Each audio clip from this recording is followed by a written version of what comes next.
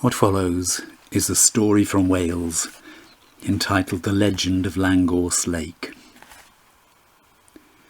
In the county of Breconshire, not far from the present county town of Brecon, was once a large and flourishing city, and the king of the district was worried about this town. He sent for one of his most loyal and trusted servants and said to him, "Mervyn, it has come to my ears that this city, in which dwell many of my subjects, is a wicked place where the citizens spend most of their time riotously living. This may only be a rumour, but I wish you to go there and report to me the truth of the matter. If it is indeed such a place as I have heard, it shall be destroyed. I refuse to have the good name of my kingdom ruined." Mervyn left the palace and journeyed to the city on his master's errand. He arrived at the city gates in the evening. There were no guards on duty, and he walked through without a challenge, although he could hear the sounds of drinking and laughter in the guard-room.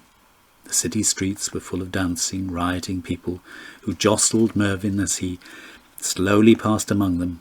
No one greeted him or took any notice of him except to jeer at his solemn looks, and no one offered him food to eat or lodging for the night. The farther into the town Mervyn went, the worse became the wild scenes. Wearied by the noise, and deeply shocked by what he had seen, he at last sought rest in a poor part of the town. The door of one of the little houses was open, so he entered, only to find that the family had all apparently gone off to enjoy themselves. The house seemed empty, but, as the king's servant stood there, undecided what he should do next, he heard crying, and in the far corner of the room he saw a cradle in which lay a small baby. Mervyn sat down by the cradle and began to rock it. "There, there, little one," he soothed, "go to sleep."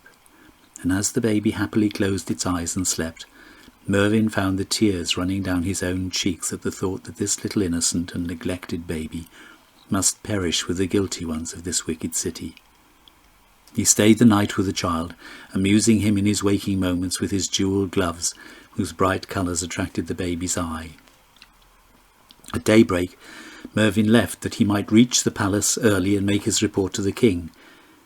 He was outside the town when he was startled to hear a rumble like thunder, followed by wild cries and shrieks.